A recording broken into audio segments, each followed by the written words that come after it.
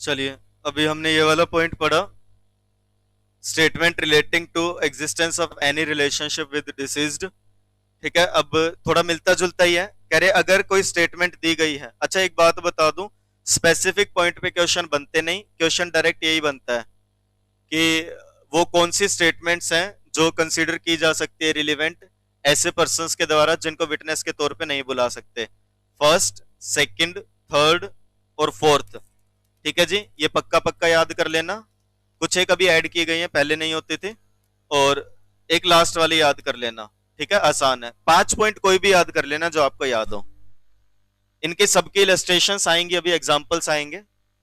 Next point क्या कहते हैं, कह रहे statement in any deed, will और other document relating to right और कस्टम। कह रहे जब स्टेटमेंट किसी डीड, विल या अदर डॉक्यूमेंट में है और जो रिलेट करता है किसी ऐसी ट्रांजेक्शन से जो स्पेसिफाइड है clause a of section 11, that is any transaction by which right और custom in question was created, claim, modified, recognised, asserted और डिनाइड, और which was inconsistent with its existence. ये याद करने पड़ेंगे। कुछ ऐसी स्टेटमेंट्स होती हैं जो किसी राइट या कस्टम के बारे में बताते हैं, भी पर्टिकुलर किसका अधिकार है किस चीज के ऊपर, या कोई कस्टम किस तरीके से फॉलो किया जाता है, और वो कभी, आज नहीं करे करे, कभी किसी डीड या कहीं लिखी गई थी तो आज वो क्या हो सकती है, रिलेवेंट हो सकती है। ठीक है, क्या याद करना पड़ेगा। ये लास्ट वाले 3-4 पॉइंट थोड़े से टेक्निकल है, मुश्किल नहीं है। Statement relating to expression, feelings और इंप्रेशन। कह रहे जब स्टेटमेंट दी गई थी बहुत सारे लोगों के द्वारा, या बहुत सारे लोग अपने फीलिंग या एक्सप्रेस कर रहे हैं, इंप्रेशन दे रहे हैं, तो वो चीज रिलेवेंट हो जाती है। इन शॉर्ट, जैसे मास कॉपिंग, समझे क्या? कॉपी चीटिंग जब होती है मास बहुत बड़े लेवल पे, तो कई बार स्टूडेंट्स ओपिनियन देते हैं जो सभी स्टूडेंट्स, ज्यादातर स्टूडेंट्स की, मेजोरिटी स्टूडेंट्स की एक जैसी फीलिंग होती है किसी चीज के बारे में, तो उस स्टेटमेंट, जो वो स्टूडेंट स्टेटमेंट दे रहे हैं, उसको भी क्या कंसिडर किया जाता है, रिलेवेंट कंसिडर किया जा सकता है। यानी कि अगर पब्लिक की एक साथ बहुत सारा ग्रुप ऑफ पर्संस एक पर्टिकुलर चीज के रिगार्डिंग अपने इंप्रेशंस या अपने फीलिंग्स बता रहा है, तो उसको भी क्या कंसिडर किया जाता है, रिलेवेंट कंसिडर किया जाता है। अब ये जितने पॉइंट है उन सबकी इलस्ट्रेशंस हैं। ठीक है, किसी पॉइंट पे 2 है, किसी पे 1 है, किसी पे 1 भी नहीं है। ठीक है, इलस्ट्रेशन सेल्फ पढ़ने के लिए देता हूं वैसे मैं, बट आपको मैं भी करवा देता हूं, ध्यान से सुन लो। सवाल ये है, सिर्फ सामने फोकस कर लो, घर जाके अपने आप से दोबारा पढ़ना। ए का कत्ल हुआ है क्या बी के द्वारा? सवाल क्या है, क्या ए को मारा गया है बी के द्वारा, या ए मर गया उन चोटों से जो चोट लगी जब उसका रेप किया गया था? मतलब बी ने ए का रेप किया, तो क्या बी ने ए का रेप करने के बाद मारा है, या फिर बी ने इस तरीके से रेप किया कि उससे लगी चोट और घावों के कारण क्या हो गया, इसकी मौत हो गई? या फिर सवाल यह है, the question is whether she was raped by B, या फिर बी ने रेप किया भी या नहीं किया, किसी और ने किया था, ये तो बचाने गया था। आ रही है क्या बात समझ में? और द क्वेश्चन इज, या फिर सवाल ये है, क्या ए मारा गया बी के द्वारा उन सर्कमस्टांसिस में कि a suit would lie against B by his widow? क्या ए को मारा गया बी के द्वारा ऐसे सर्कमस्टांसिस में कि अब उसके खिलाफ केस हो सकता है कि विडो के द्वारा? ठीक है, काफी सारे एग्जाम्पल है, एक सिचुएशन नहीं है, अलग अलग बताई गई है। भाई मान लो या तो सवाल ये है कि बी ने ए को मारा है क्या, या सवाल ये है कि बी ने ए का रेप किया इस कारण से ए मर गई। ठीक है जी, या सवाल ये है कि क्या रेप हुआ भी है या नहीं हुआ, या सवाल ये है क्या इसने उसको मारा, इस चीज का केस इसकी विडो के द्वारा होना चाहिए या नहीं होना चाहिए। तो कह रहे एस, ठीक है जी, अलग अलग एग्जाम्पल है ना। यहाँ पे अभी तक ए का खून हुआ था बी के द्वारा, यहाँ पे ए का खून हुआ है बी के द्वारा, अपोजिट अभी एग्जाम्पल, अलग अलग एग्जाम्पल है, एक नहीं है, मैंने बोला तो एक ही एग्जाम्पल नहीं है, अलग अलग। यहाँ पे तो क्या लिखा है, ए का मर्डर हुआ है बी के द्वारा या ए मर गया, इसमें ये लिखा है whether A was killed by B, क्या ए को मारा गया बी के द्वारा ऐसे सर्कमस्टांसिस में कि अब बी के अगेंस्ट केस हो सकता है ए के विडो के द्वारा। ठीक है, क्या मिक्स मत करो, अलग अलग सिचुएशन मान लो बेटा, पॉइंट एक है, सिचुएशन अलग अलग दी गई है। अगर एक ही पॉइंट है तो यहाँ पे तो लिखा है बी ने ए को मारा है, फिर यहाँ लिखा है बी ए की मौत हुई बी के द्वारा, रीजन बिंग की रेप हुआ था। अगले पॉइंट में भी तो लिख दिया कि बी ने रेप किया भी है या नहीं किया। अलग अलग सवाल हैं, मतलब सवाल उठे अलग अलग, क्या केस करना बनता भी है इसके ऊपर, क्या इसने ऐसा किया भी है, क्या इसी ने मारा है, क्या इसके मारने के कारण मरा है, आ गई बात समझ में? ये सारी चीजें हैं, समझे या नहीं समझे? तो कह रहे स्टेटमेंट जो भी ए ने दी होगी अपने हिज और हर डेथ, मरते समय, referring respectively to the murder, the rape and the actionable wrong under consideration, ये सब क्या है? Relevant fact. यानी कि पहले पॉइंट का एग्जांपल है, एक मरता हुआ इंसान जब स्टेटमेंट देता है तो वो भी क्या हो जाते हैं? रिलेवेंट हो जाते हैं। समझे क्या? आपका होमवर्क ये है, सारे पॉइंट पढ़ोगे और अपने आप से लिखते चलोगे कि इलस्ट्रेशन ए इस पॉइंट से बिलोंग करती है, और इलस्ट्रेशन पे लिखोगे दिस इलस्ट्रेशन बिलोंग्स टू, यानी कि सिंपल लिख लेना पॉइंट 1। समझ गए भाई? सारे एग्जाम्पल है, खुद से भी पढ़ सकते हो, स्टिल मैं करवा रहा हूं, ध्यान दो। The question is as to the date of his birth, सवाल यह है ए किस दिन पैदा हुआ। अब जिसका डेट ऑफ बर्थ सर्टिफिकेट है वो तो बता देगा, जिसके नहीं होते वो 1 जनवरी। वाह बेटा, जिस हॉस्पिटल में हुआ है वहां रिकॉर्ड होता है, लेकिन वहां ये रिकॉर्ड तो नहीं है कि वही पैदा हुआ है। वहां के डॉक्टर्स ने, ठीक है जी, जब उस दिन या वहां के स्टाफ ने अगर कोई एंट्री की है इस दिन यहाँ एक लड़के का जन्म हुआ था, तो ये रिलीवेंट है। ठीक है जी, ये रिलीवेंट फैक्ट बन गया। वहां के एंट्रीज, वहां के रजिस्टर में एंट्री हो रखी है कि यहाँ एक बच्चा पैदा हुआ था, हो सकता है यही वाला हो। ठीक है क्या? अब तो आप बोल दोगे आज के टाइम में सर ऐसा थोड़ी होता, पता ही ना कौन पैदा हुआ, माँ का बाप का नाम होगा, फिंगरप्रिंट होंगे, 100 चीजें होंगी। आज से 70 साल पहले, 60 साल पहले नहीं होती थी सारी चीजें। आ रही है बात समझ में? सारी चीजें नहीं होती थी रिकॉर्ड में। ठीक है, आपके पेरेंट्स या ग्रैंड पेरेंट्स मिलेंगे, वो कहेंगे जी हम तो मना लेते हैं जन्मदिन। ठीक है, हाँ 1 जनवरी कह लो यार भाई, हम मना लेते हैं। कैसे बोला जी? ऐसे नहीं पता ये कौन सा जनवरी कौन सा फरवरी, हमें तो ये पता है कि सावन के उतरते के तीसरे सोमवार को, है ना? समझे क्या? ऐसे ही होता है डिसाइडेड, या भाई लिखवा देते हैं रैंडम। तो कह रहे सवाल ये एक कब पैदा हुआ, तो कह रहे एक एंट्री मिली है एक डिसीज्ड सर्जन की, जो वो रेगुलरली अपडेट करता था। एक सर्जन रूटीन में अपनी डायरी बनाता था, उसमें एक एंट्री मिली कि इस दिन उसने एक ही मम्मी को अटेंड किया था और बेटे का जन्म हुआ था। तो उसके द्वारा की गई ये एंट्री भी क्या है? रिलेवेंट फैक्ट है। समझ गए क्या? ये सेकंड पॉइंट का एग्जांपल है। क्लियर हो जाएंगे अब सारे पॉइंट? नहीं बोलोगे ना? द क्वेश्चन इज, सवाल है, क्या चीज का सवाल है? कि ए नागपुर में थे क्या उस दिन। ठीक है जी। तो a statement in the diary of a deceased solicitor regularly kept in the course of business. Solicitor समझते हो? एडवोकेट। ठीक है, सवाल यह है क्या ए नागपुर में था किसी उस दिन पे? तो कह रहे वहां के एक सोलिसिटर ने उस दिन एंट्री किया कि मैं ए से मिला था नागपुर में, किसी केस के रिगार्डिंग, किसी चीज को डिस्कस करने के लिए। अब बेशक वो मना करता हो, लेकिन ये रिलेवेंट फैक्ट होगा। ऑर्डिनरी कोर्स ऑफ बिजनेस में कोई एंट्री की गई है, उसी पॉइंट का एग्जांपल है। डन? बोलो भाई, बाकी कर लोगे क्या सेल्फ? सवाल यह है क्या शिप मुंबई से गई थी उस दिन, तो एक लेटर लिखा था deceased member of merchant firm ने कि मैंने अपना सामान यहां से भेजा है चेन्नई, कार्गो मैंने रखा है कि शिप इस दिन मुंबई से गुजरेगी। तो ये भी क्या है? रिलेवेंट फैक्ट है। पढ़ लोगे? बोलो भाई, ये इस पॉइंट का एग्जांपल है आपका। ठीक है जी, कि किसी चीज के एग्जिस्टेंस के बारे में, सेकंड में भी कर सकते हैं इसको, यहाँ पे लिखा भी गया था लेटर्स वगैरह एक्सचेंज हुए, ऑर्डिनरी कोर्स में एक्नॉलेजमेंट है किसी चीज की। तो ये भी किस पॉइंट का एग्जांपल है? इसी पॉइंट का एग्जांपल है। ठीक है भाई। इसके अलावा सवाल ये है कि ए और बी शादीशुदा है या नहीं। ठीक है जी, तो डिसीज्ड कलर की मैन, ठीक है जी, ये प्रीस्ट कह लो, पंडित कह लो, जो शादी करवाते जो लोग, उसने एंट्री कर रखी है कि इस दिन यहाँ पे इनके रिचुअल्स पूरे किए गए थे। ठीक है जी, या इनकी शादी मैंने करवाई थी, आज भाई विवाह करवाया जो मैंने जिस जोड़े का, उसका नाम ये और ये है। तो ये भी क्या हो जाएंगे? बोलो भाई, रेलेवेंट फैक्ट हो जाएंगे। ठीक है, बाकी ऐसा है नहीं कि मेरे करवाने योग्य हो। एक ये वाला पढ़ लो। सवाल ये है क्या एक रास्ता पब्लिक वे है या किसी की प्राइवेट प्रॉपर्टी है। तो ए ने एक स्टेटमेंट दी थी, डिसीज हेडमैन ऑफ विलेज, जिसने ये कहा था ये पब्लिक के लिए रास्ता है। तो ऐसे कह लो कि सरपंच ने या ग्राम सचिव ने या किसी पर्सन ने, हेडमैन जो है विलेज का, उसने बोला था भाई ये रास्ता सारे गांव वालों के लिए है, यूज कर सकते हैं। तो ये भी क्या है? एक रिलेवेंट माना जाएगा, रीजन बिंग की डिसीज पर्सन ने। बोलो भाई, पढ़ लोगे? सवाल यह है, ए जो अब मर चुका है वो बी का पापा था या नहीं था?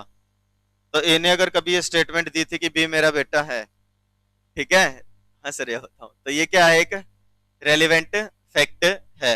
समझ गए क्या? पढ़ लोगे?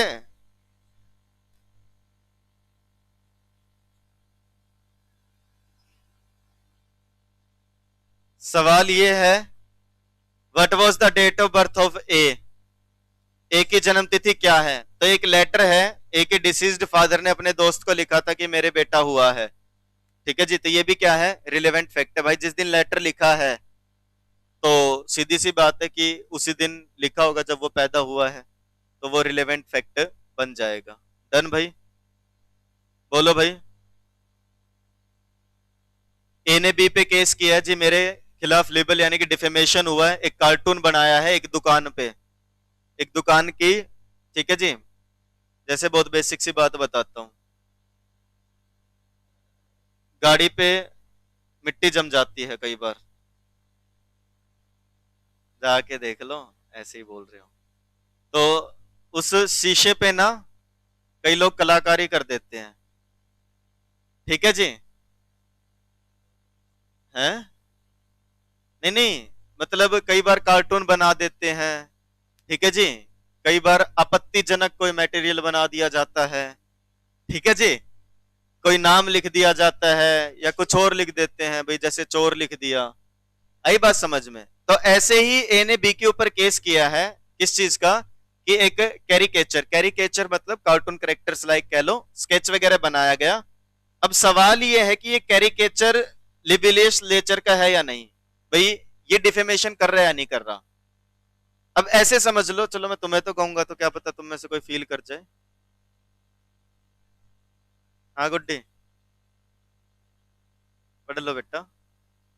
मैं ऐसे कह लेता हूं, मान लो भाई साहब ने एक करेक्टर बनाया जो मेरे जैसा दिखता है, आपको नहीं कह रहा मैं कुछ, ठीक है भाई। मैंने इसके ऊपर केस कर दिया जी, इसने एक कार्टून करेक्टर बनाया है और जो चोरी करके भाग रहा है, ठीक है जी, और ये मेरे से मिलता जुलता है, मेरे जैसी शक्ल है इसकी, ठीक है जी। ये कह रहा है नहीं जी नहीं है। जज साहब कह रहे भाई लग तो मुझे भी नहीं रही। मैं कह रहा हूँ आप छोड़ो सर, एकेडमी पे 300 बच्चे आते हैं, 300 में से 250 देख देख के कह रहे ये तो अभिषेक सर नहीं है, इस चोर की तो शक्ल सर से नहीं मिलती। तो कह रहे हैं the remarks of crowd of spectators on this point में भी प्रूव्ड, वो भी रिलेवेंट हो सकती है। किस पॉइंट का एग्जांपल है? लास्ट पॉइंट का। भाई अगर बहुत सारे लोग किसी एक चीज को देख करके अगर एक इंप्रेशन दे रहे हैं, या बहुत सारे लोगों को जो चीज वो लग रही है तो वैसी ही है ये माना जाएगा, वो भी रिलेवेंट फैक्ट हो सकता है। डन? क्लियर क्या? इतनी बात समझ गए? अब एक बात सुनना ध्यान से, ये नेक्स्ट पॉइंट है। कौन सा? आप मत पेज पलटना, ये टेबल है आपकी, ठीक है जी। इस टेबल में ये वाला पॉइंट, कुछ स्टेटमेंट जो स्पेशल सर्कमस्टांसेस के तहत दी जाती हैं वो भी क्या होती हैं, रिलेवेंट फैक्ट बन सकती है। और नेक्स्ट क्या है, कितनी स्टेटमेंट प्रूव करनी होती है। ये दोनों पॉइंट एक साथ होंगे भाई, ठीक है। कैसे अभी बता दूंगा। एक काम करना, पहले ऐसा होता था, इसमें पॉइंट्स दिए होते थे, कुछ गलत होते थे, अभी हटा दिए। घर जाके क्या करना, यहां ना ऐसे लिखना A B C D E F G H, समझ गए?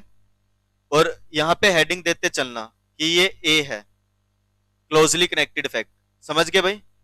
बी कहां लिखोगे? यहां पे, समझ गए? सी कहां लिखेंगे? यहां पे, जो अभी पढ़ा हमने। फिर डी कहां लिखोगे? इस वाले पॉइंट पे जो अभी पढ़ेंगे। और ये अपने आप से पढ़ लेना चाहिए, इतनी आसान है। कह रहे इन स्टेटमेंट को रिलेवेंट मान लेते हैं, ठीक है। कैपिटल लेटर में लिखना A B C D E F G H, ठीक है। किन किन स्टेटमेंट को रिलेवेंट मान लेते हैं सुन लो भाई, सामने देख लो, बुक्स छोड़ दो चाहे अपनी। एंट्री जो की जाती है बुक्स ऑफ अकाउंट में, फिर चाहे इलेक्ट्रॉनिक फॉर्म में मेंटेन की जा रही है, जो रेगुलरली रखी जाती है, सब क्या होती है, रिलेवेंट होती है कोर्ट की इंक्वायरी के लिए। But such statement shall not alone be sufficient evidence to charge any person with liability. जैसे बेसिक सी बात, ऐसे समझ लो बेटा, इंटरनेट कैफे पे जब लोग विजिट करते हैं तो एक रजिस्टर बनाया जाता था, ये मेरा नाम है, इतने बजे मैं आया हूँ, इतने बजे मैं गया हूँ। आगे बात समझ में? ऐसी एंट्रीज की बात हो रही है, चाहे वो इलेक्ट्रॉनिक फॉर्म में है या पेपर फॉर्म पे है, क्या मानी जाएंगी? रेलेवेंट मानी जाएंगी। डन। कोई भी एंट्री पब्लिक या अदर ऑफिशियल बुक में, रजिस्टर में, रिकॉर्ड में, इलेक्ट्रॉनिक फॉर्म में जिसमें कोई चीज लिखी गई है पब्लिक सर्वेंट के द्वारा अपनी ऑफिशियल ड्यूटी के दौरान, ठीक है जी, बस उस कंट्री के लॉ के साथ चलते हुए, वो इलेक्ट्रॉनिक फॉर्म में है या नहीं, वो भी क्या माना जाएगा? रेलिवेंट फैक्ट माना जाएगा। जैसे पोस्टल एम्प्लॉई, ठीक है, सरकारी दफ्तर के एम्प्लॉय, जैसे आप स्कूल में जब एंट्री करते हैं, कई बार कोई आउटसाइडर स्कूल में जाता है, पेरेंट्स आते हैं तो एंट्री नोट करवाते हैं, हाँ जी आपका क्या नाम है, क्या पर्पज है, उनकी बात हो रही है। या पब्लिक ऑफिसर, जैसे पोस्टल ऑफिस के एम्प्लॉयज एंट्री करते हैं, आगे बात समझ में? या नगर निगम के अधिकारियों ने एंट्री की है, भाई कौन से गाड़ी आज आई है, कौन सी गई है, कौन लोग आ रहे हैं जा रहे हैं, वो भी क्या माने जाएंगे? Relevant fact. कोई स्टेटमेंट जो फैक्ट इन इश्यू या रिलेवेंट फैक्ट से रिलेटेड, जो मैप्स में, चार्ट में, जो पब्लिक सेल के लिए अवेलेबल है उसमें पब्लिश हुए हैं। मतलब सर नहीं समझ में आ रहा, ये एक सेक्टर का नक्शा है, एक इंसान कह रहा है जी ये प्लॉट मेरा है इतना, सरकार कह रही है जी इतना हिस्सा इसका पार्क बनने की जमीन का है, ये कह रहे हैं जी नहीं मेरा है, ये कह रहे हैं जी नहीं पार्क की जमीन है, किससे माने? ऑफिशियल मैप जो रिलीज हुआ था सेक्टर का उस समय पे, या उस एरिया के, उस मैप में वो एरिया किस जगह पे किस तरीके से मार्क किया गया है। अगर उधर मार्किंग में ये लिखा है स्कूल बनना है, पार्क बनना है, तो वो उसकी जमीन मानी जाएगी। अन्यथा अगर ये लिखा है ये प्लॉट है किसी का, तो वो उसका प्लॉट माना जाएगा, प्लॉट नंबर दिया है तो। समझ गए भाई? तो कह रहे कोई चार्ट, कोई मैप, गवर्नमेंट का कोई प्लान, ये भी सारे क्या हो जाते हैं बेटा? रेलिवेंट फैक्ट हो जाते हैं। समझ गए भाई? बोलो भाई।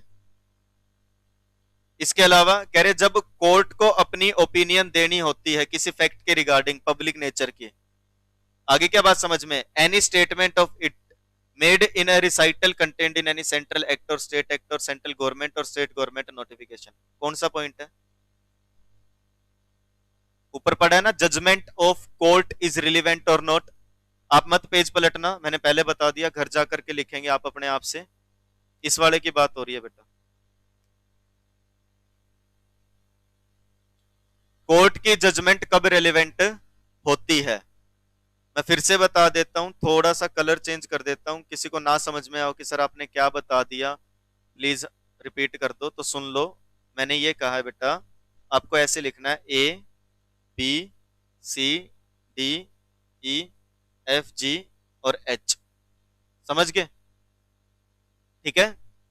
और मैंने पहले ही कहा था आपको कि बेटा जितना क्लोजली कनेक्टेड में लगा था टाइम, उसका आधा टाइम लगेगा, सारे हो जाएंगे। क्लोजली कनेक्टेड वाला ए, दूसरा एडमिशन कन्फेशन बी, फिर अभी आपा ने जो पढ़ा, जो पर्सन विटनेस के तौर पे नहीं बुला सकते, सी पॉइंट। किसी ने लिखा है क्या अभी टेबल पे एबीसीडी? अच्छा लिख भी लिया क्या? इसके बाद जो अभी आपा ने पढ़ा, देखो ये वाला लिखना है बेटा, डी पॉइंट, इतना। ठीक है क्या? बोलो भाई, इतना। समझ गए? और जजमेंट जो कोर्ट के द्वारा दी जाती है, कौन सा पॉइंट था बेटा वो? एफ बनेगा ना शायद, ई स्किप करके। हाँ तो ये है कि बेटा अब सुन लो एक बार सामने, देखो मेरी बात समझो। आज मैं आपको बोलूं कि एक सेक्शन है, इसका क्या मतलब है, इसकी इंटरप्रिटेशन क्या है, या एक प्रोविजन है, इसकी इंटरप्रिटेशन क्या है।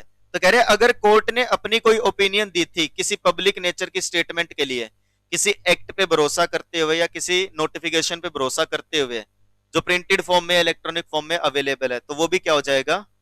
रेलिवेंट फैक्ट हो जाएगा। समझ गए भाई? ठीक है जी। या फिर मान लो गवर्नमेंट ने ओपिनियन दी है किसी कंट्री के लॉ के बारे में, अब पहले तो इंडियन लॉज की और नोटिफिकेशन की बात हो रही है, अब दूसरी बात हो रही है, फिर वही बात कि अगर वो लॉ प्रिंटेड या इलेक्ट्रॉनिक फॉर्म में अवेलेबल है उस कंट्री की गवर्नमेंट के पास, और किसी कोर्ट ने उस रिपोर्ट के बेसिस पे कोई जजमेंट दी है, तो वो भी क्या बन जाती है? रिलेवेंट बन जाती है।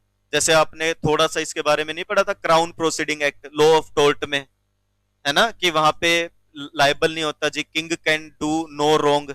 फिर बोला था कि नहीं ऐसा होता है जी वहां पे, अब क्राउन प्रोसीडिंग एक्ट आ गया जिसने बताया, है ना। तो वैसे से समझ सकते हो कि अगर वहां की कोई स्टेटमेंट वगैरह दी गई है तो वो भी रिलेवेंट होती है। बोलो भाई। और बेटा ये अलग पॉइंट आपका कौन सा, ई पॉइंट। ई पॉइंट में क्या लिखा है बेटा, पूरा पॉइंट पढ़ो। How much of a statement is to be proved, यही लिखा है ना। देखो यहां पे लिख लेना आराम से, how much of statement is proved, ये वाला अलग पॉइंट है बेटा एक। ठीक है, अब मेरी बात समझो, एक बार सुनो सामने स्क्रीन पे। देखो मैं ये कह रहा हूं कि ना मान, अच्छा वहां पे लिखा है क्या सेक्शन 33 टेबल में, ठीक है भाई, तो ये वो वाला पॉइंट है। अब सुनना मेरी बात, एक सीसीटीवी फुटेज है बेटा जिसमें दिख रहा है इस पर्सन ने इसको शूट किया, समझ गए। और ये फुटेज है बेटा 1:05 से लेकर के 1:07:18 तक की, समझ गए। बोलो भाई। लेकिन ये जिस हार्ड डिस्क में रिकॉर्ड हुई है उसमें 6 दिन की रिकॉर्डिंग है, टोटल 6 डेज की। 24 आवर्स मल्टीप्लाई बाय 6 मिनट, आप देख लेना कितनी होगी, समझ गए। 24 hour multiply by 6 multiply by 60 minutes, number of minute दिख गए। यहाँ पे कितने मिनट में हो चुका सारा, लगभग लगभग 1 मिनट 30 सेकंड, समझ गए भाई, 40 सेकंड कह लो। मेरे को ये बता दो, क्या 6 दिन की फुटेज देखना रिलीवेंट है या सिर्फ ये 1.5 मिनट। कितनी स्टेटमेंट दिखानी होगी जो रिलीवेंट है उस चीज से रिलेटेड। दूसरा एग्जांपल, एक होटल का रजिस्टर है, एक कमरे में 2 टेररिस्ट रुके थे। इस रजिस्टर पे पिछले 1.5 साल से एंट्री हो रही है, दिल्ली की कम से कम 15 से 20 एंट्री होती है। इतना मोटा रजिस्टर है, इतना बड़ा। वो पूरा रजिस्टर काम का है, वो रजिस्टर का सिर्फ वो पन्ना जिसके ऊपर वो एंट्री है, सिर्फ वो पेज, वो पन्ना जिसके ऊपर वो एंट्री है। When any statement of which evidence is given forms part of a longer statement, जब आपको किसी चीज का एविडेंस देना है और वो हिस्सा है किसी एक बहुत बड़ी स्टेटमेंट का या बहुत बड़ी कन्वर्सेशन का, या एक और part of an isolated document, या वो एक ऐसे डॉक्यूमेंट में है जो किसी बुक का हिस्सा है, या वो किसी इलेक्ट्रॉनिक रिकॉर्ड का पार्ट है, या वो कनेक्टेड सीरीज ऑफ लेटर है या पेपर है। आप कह रहे हो जी देखो जी मेरे को इसने चैट में गंदा गंदा बोला, ठीक है, अब शब्द बोले बहुत सारे मेरे मेरे परिवार के बारे में। कहाँ है जी चैट, ये रही जी चैट, मेरा दोस्त बना था 2 साल पहले, तब से लेके आज तक की सारी चैट पड़ी है, एक मैसेज डिलीट नहीं है इसमें। पूरी चैट पढ़ेंगे या सिर्फ वो मैसेज जिसमें आप शब्द बोले गए आपत्तिजनक। आगे बात समझ में, कह रहे आपका एविडेंस हिस्सा है किसी बड़ी स्टेटमेंट का, किसी बड़ी कन्वर्सेशन का। जनाब फोन पे सुनाया बहुत गंदा गंदा, पूरे 42 मिनट की कॉल रिकॉर्डिंग है। शुरू में तो अच्छे से बात कर रहा था, बीच में पता नहीं क्या हो गया एकदम से, ठीक है। 3 मिनट तक सुनाया, तो 3 मिनट की रिकॉर्डिंग सुननी है या 42 मिनट की, 3 मिनट की। तो कह रहे अगर आपका एविडेंस किसी बड़ी सीरीज का, बड़ी स्टेटमेंट का पार्ट है, कनेक्टेड सीरीज का, तो कह रहे हैं evidence shall be given of so much and no more of the statement, सिर्फ उतना ही एविडेंस देना, किसी भी ज्यादा स्टेटमेंट का, कन्वर्सेशन का, डॉक्यूमेंट का, इलेक्ट्रॉनिक रिकॉर्ड का, बुक का, सीरीज ऑफ लेटर का, पेपर का, कोई भी एविडेंस नहीं देना। Only so much evidence shall be given which the court consider necessary in that particular case to the full understanding of the nature। जितना court को, जितना जज को लगता है भाई ये जरूरी है केस को समझने के लिए, उतना ही समझ गए क्या, उसके अलावा कोई भी एविडेंस के तौर पे नहीं देना, ठीक है। मैं ये भी कह सकता था बेटा इसमें इतनी सी बात लिखी है, पढ़ लेना, कि सिर्फ उतना ही एविडेंस दिखाना, प्रॉपर लाइन टू लाइन बता दिया। अगर आपका एविडेंस किसी लंबी सीरीज का, कन्वर्सेशन का, लेटर्स का, चैट का, रिकॉर्डिंग का पार्ट है, तो सिर्फ उतना ही एविडेंस देना जितना काम का होता है।